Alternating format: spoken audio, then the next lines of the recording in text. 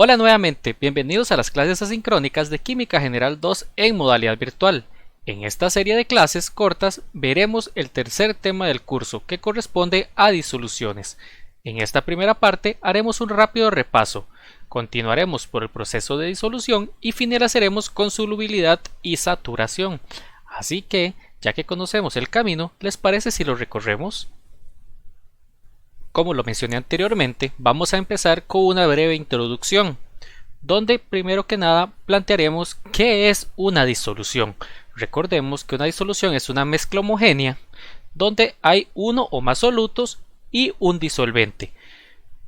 Para que sea una mezcla homogénea, recordemos que tiene que llegar el tamaño de partícula del soluto a un punto en el que ya no sea visible a simple vista. En otras palabras, que la disolución sea transparente. Claramente, dependiendo del color, puede cambiar del disolvente y el soluto. Luego, como ya lo mencioné anteriormente, tenemos que preguntarnos qué conforma una disolución. Ya lo mencioné, uno o más solutos y un disolvente, donde generalmente el disolvente se encuentra en mayor cantidad que el soluto. Debo mencionarles que existen muchos tipos diferentes de disoluciones, dependiendo de la naturaleza del disolvente y del soluto, como lo vamos a ver en el siguiente cuadro. Si observamos desde un principio, vamos a notar que el estado de la disolución depende completamente del estado en el cual se encuentra el disolvente, y el soluto tiene una ligera importancia en el estado final de la disolución.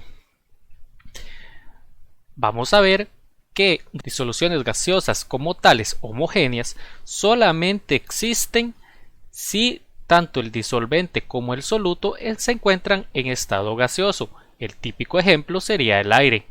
Luego, para cuando el estado de la disolución está líquida, podemos verlo con los tres estados de la materia para el soluto, donde si el soluto es un gas, es un típico ejemplo de las bebidas carbonatadas o, como puse acá, la cerveza. Claramente, si la cerveza se encuentra filtrada. Si no se encuentra filtrada, va a tener partículas que no están disueltas, solamente flotando en la disolución. Luego, otro ejemplo que viene siendo muy común es cuando tanto el disolvente como el soluto se encuentran en estado líquido. Un ejemplo de ello es la colonia. O podríamos verlo como un fresco de sirope, donde simplemente tanto el soluto como el disolvente fueron líquidos. Y finalmente, para lo que es el estado de la disolución líquida, vamos a ver cuando el disolvente está líquido y el soluto se encuentra en estado sólido. Un ejemplo de ello es el agua de mar, que cuenta con múltiples solutos que son de sales de diferentes elementos. También podríamos verlo, otro ejemplo, como cuando preparamos uno de estos fresquitos en polvo, los Clyde o los Tang, o como quieran verlo, que el soluto se encuentra en estado sólido, lo agregamos, mezclamos hasta llegar a una homogeneidad y tenemos toda la disolución y no se observan partículas disueltas. Luego, para cuando el estado de la disolución es sólida, vamos a ver tres casos nuevamente, donde los primeros dos no son comunes para ejemplos. El primero, donde el estado de la disolución es sólido y tiene gas disuelto, eso habría que verlo, son casos muy específicos donde a nivel molecular el gas se encuentra, o la partícula de gas en este caso, se encuentra ocluida dentro de la estructura cristalina del sólido que constituye el soluto. Ya cuando tenemos casos de sólido líquido, estos serían casos más que todo como por ejemplo cuando se disuelve mercurio en oro, no oro en mercurio, mercurio en oro, donde se obtiene una pasta sólida claramente de color dorado opaco, y allí se encuentra el mercurio disuelto en el oro.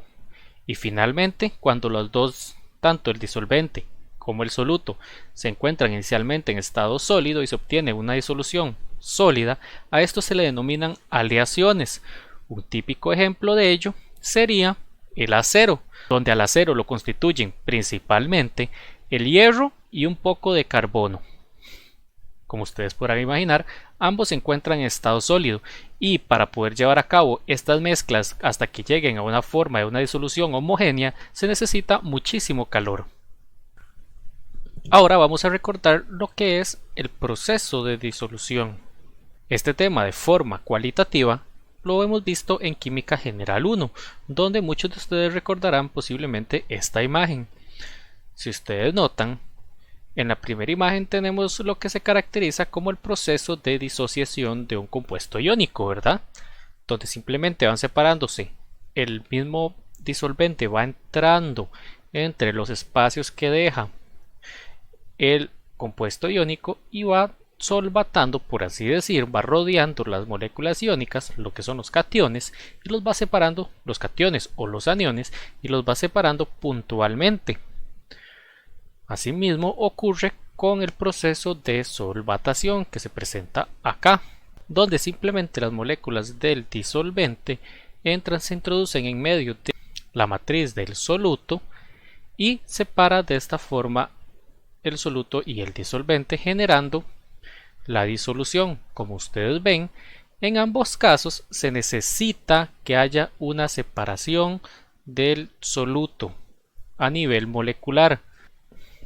También ocurre lo mismo, una separación para el disolvente. Entonces el disolvente tiene que separarse y entrar en medio del soluto para causar la separación.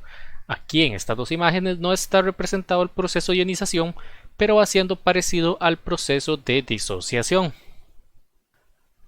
Como lo dije anteriormente, estos procesos, ambos procesos, inclusive podríamos incluir el proceso de ionización, los tres procesos necesitan energía para llevarse a cabo. ¿Y esto en qué se traduce? Simplemente podríamos decir que es un proceso termodinámico.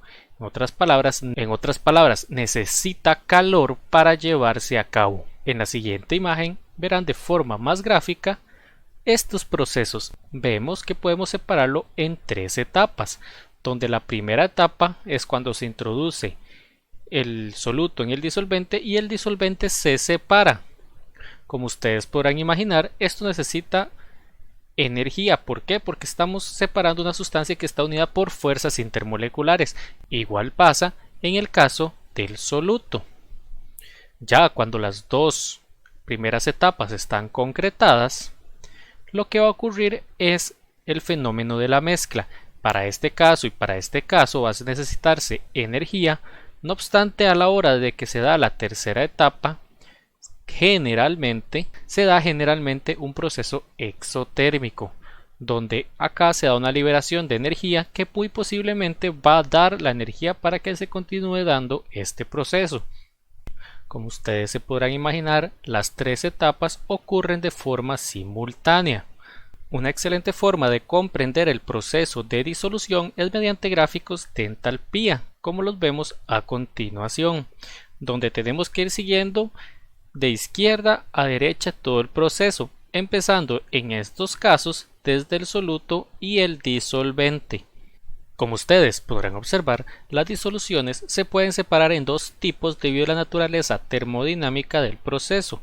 Puede ser exotérmica o endotérmica, dependiendo estrictamente de la diferencia de energía que se necesite para completar el proceso, siendo el más común el primer tipo, o sea, el exotérmico. Las disoluciones exotérmicas son aquellas que se calientan al disolverse, pues liberan energía ya que llegan a un estado más estable tras haberse disuelto.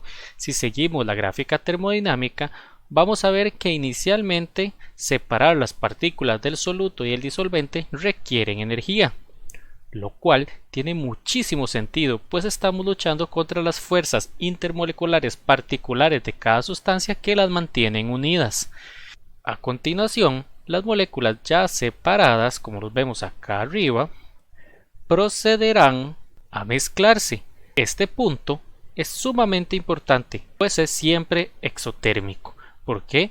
Porque el estado final en el cual se encuentra la mezcla, cuando están todas las partículas mezcladas, es más estable que como estaba al inicio, donde las dos sustancias están separadas. Pero la magnitud de la energía liberada nos va a decir si el proceso en su totalidad, el proceso de disolución es exotérmico o endotérmico. Si la magnitud de la energía liberada por la formación de la mezcla supera a la magnitud de la energía necesitada por el soluto y el disolvente para separarse de ellos mismos, entonces la reacción será exotérmica y liberará calor. Ustedes verán ejemplos comunes como cuando se disuelve los hidróxidos fuertes, las bases fuertes, en agua. Si ustedes mezclan un poco de hidróxido de sodio o potasa, si ustedes pueden hacer el experimento en casa, en agua, se darán cuenta que esa disolución se va a calentar. Caso contrario, pasa si la magnitud de la energía liberada a la hora de mezclarse es menor que la suma de energías necesarias para separar el soluto del disolvente. Entonces, este tipo de disoluciones serán endotérmicas y necesitarán calor para disolverse completamente. En este tipo de disoluciones encontraremos dos casos distintos. El primero, donde la sustancia sí o sí se disuelve a plenitud, como por ejemplo pasa con los nitratos en agua, y para lograrlo toman calor del ambiente. Ustedes pueden notar cuando disuelven, digamos, nitrato de amonio o este abono que se conoce como Nutran en agua, se darán cuenta de inmediato cuando hacen la disolución que se enfría la misma. Hasta puede ser que llegue al punto que ustedes puedan ver donde se condensa agua en la superficie.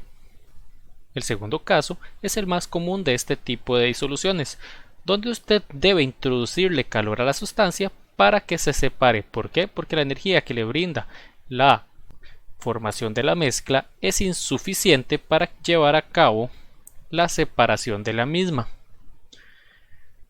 Esto es común en muchas sustancias de baja o media solubilidad. Ahora vamos a hablar sobre espontaneidad y entropía. Para ello tenemos que ver que, como vimos anteriormente, el proceso de disolución ocurre de forma independiente sin importar si el proceso es exotérmico o endotérmico en su totalidad. ¿Por qué ocurre esto? Porque es un proceso, como lo dije anteriormente, espontáneo. Y un proceso en el cual la energía del sistema es baja, generalmente es espontáneo. En otras palabras, ocurre sin la necesidad de darle un empujón externo. Un ejemplo típico es el herrumbre. Por ejemplo, usted puede dejar un clavo afuera y él, sin necesidad de que usted le meta agua, le meta calor, le ponga otras condiciones para que se oxide, él simplemente se va a oxidar de forma irremediable. No necesita un agente externo que le ayude a efectuar esta reacción de oxidación. ¿Se les ocurre alguna excepción común? Una muy sencilla sería la cocina. Cocinar un pedazo de carne o hacer un huevo es una excepción a un proceso espontáneo. ¿Por qué? Porque usted necesita de un agente externo para llevar a cabo esta reacción o este proceso, como gusten verlo.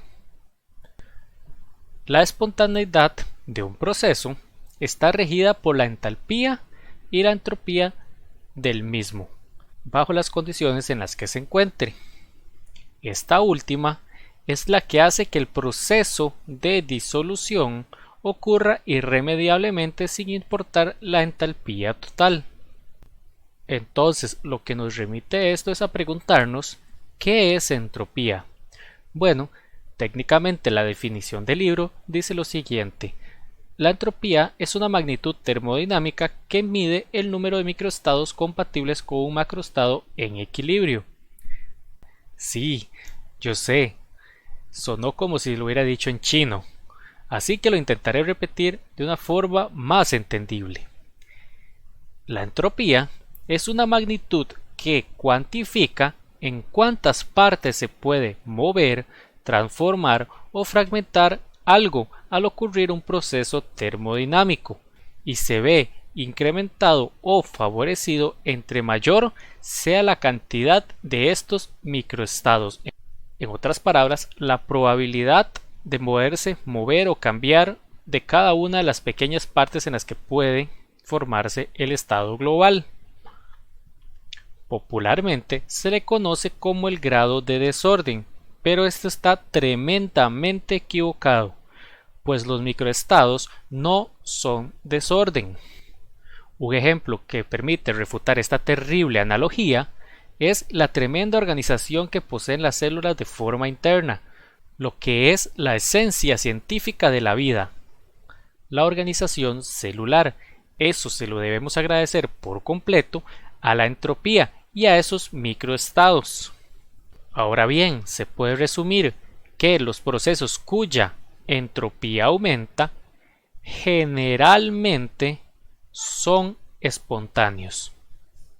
Un ejemplo común para ilustrar este último argumento es el del escritorio o cuarto ordenado. Vamos a utilizar mejor el del cuarto ya que tiene más elementos.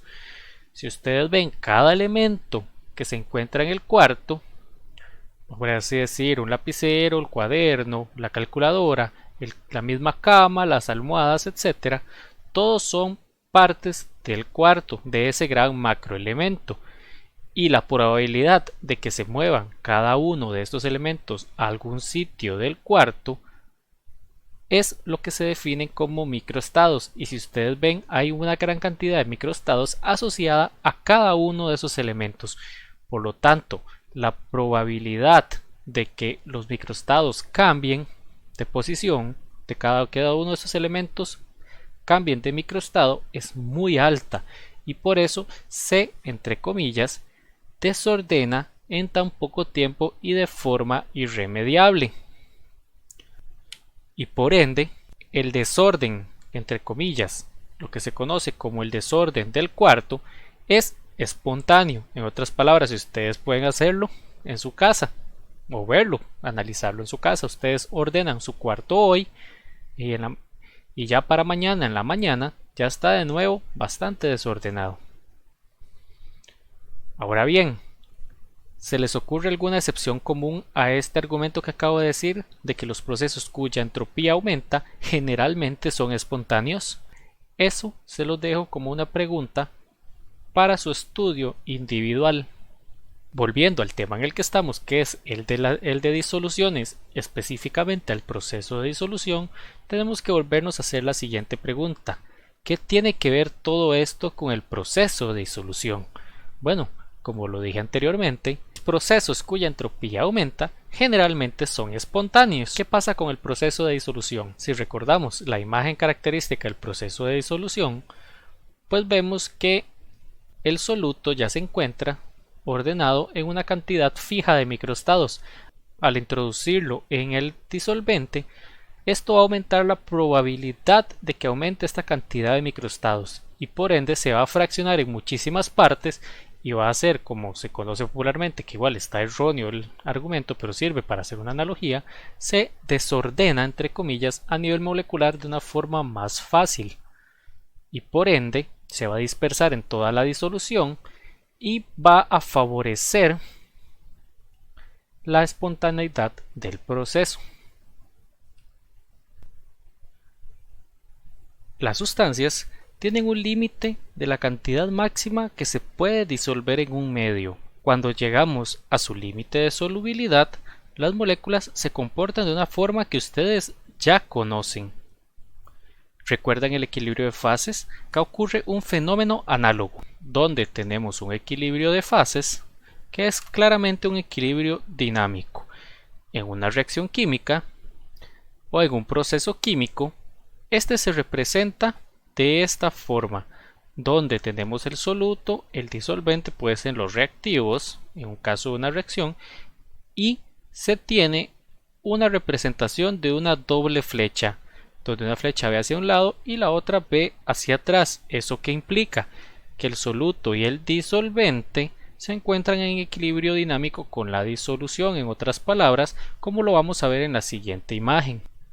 Como ustedes podrán ver, cuando ya no se puede disolver más del soluto, este lo que hace es que simplemente las moléculas que están disueltas van a colisionar con el soluto van a unirse y liberar otra de la misma especie, de tal forma que se mantiene un equilibrio dinámico y una concentración máxima. Esta concentración máxima se le conoce como la solubilidad de una sustancia. Esta es una propiedad intensiva.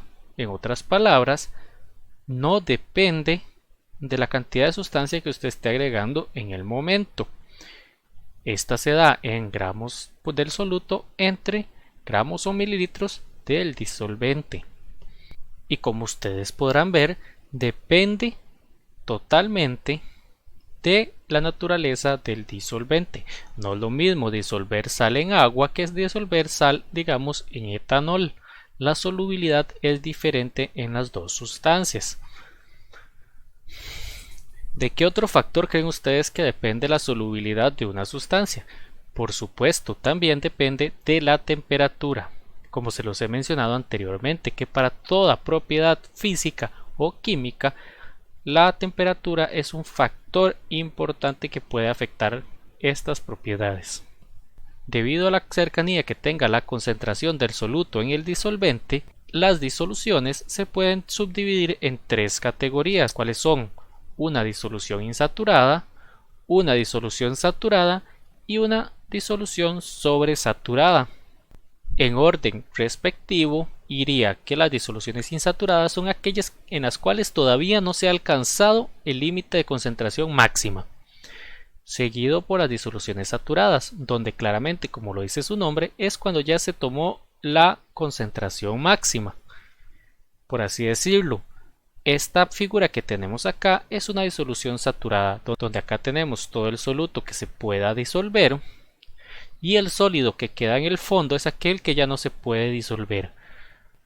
Y luego están las disoluciones sobresaturadas. Para lograr este tipo de disoluciones, pues como lo dice su nombre, son aquellas disoluciones que su concentración disuelta es mayor de lo que permite el límite de concentración. Entonces ahí ustedes se preguntan, pero esto no tiene sentido. Entonces, ¿qué sentido tiene tener un límite? Esto se debe a que, como yo lo mencioné anteriormente, la temperatura a la cual se lleva a cabo la disolución afecta la concentración máxima o este límite de solubilidad. Generalmente lo que se hace para conseguir disoluciones sobresaturadas es que simplemente se calienta la disolución y se sigue añadiendo soluto hasta que se llegue a un límite, al límite a esa temperatura. Luego se deja enfriar la disolución y se deja quedita. Ahí se tendría una disolución sobresaturada. Como ustedes podrán imaginar, una disolución sobresaturada es una disolución bastante inestable. Así que con cualquier interacción ajena o externa, este equilibrio a esta temperatura se va a romper y comenzará a precipitar desenfrenadamente el soluto en exceso disuelto. En el aula virtual yo les estaré compartiendo un video de YouTube donde ustedes podrán encontrar este fenómeno de cristalización de una sustancia sobresaturada. Generalmente se hace con acetato de sodio, el ejemplo típico que se encuentra. Se los recomiendo mucho que lo pasen a ver para que vean qué maravillosa que es esta demostración. Y con esto hemos concluido la primera parte del tema 3. Nos vemos en la próxima.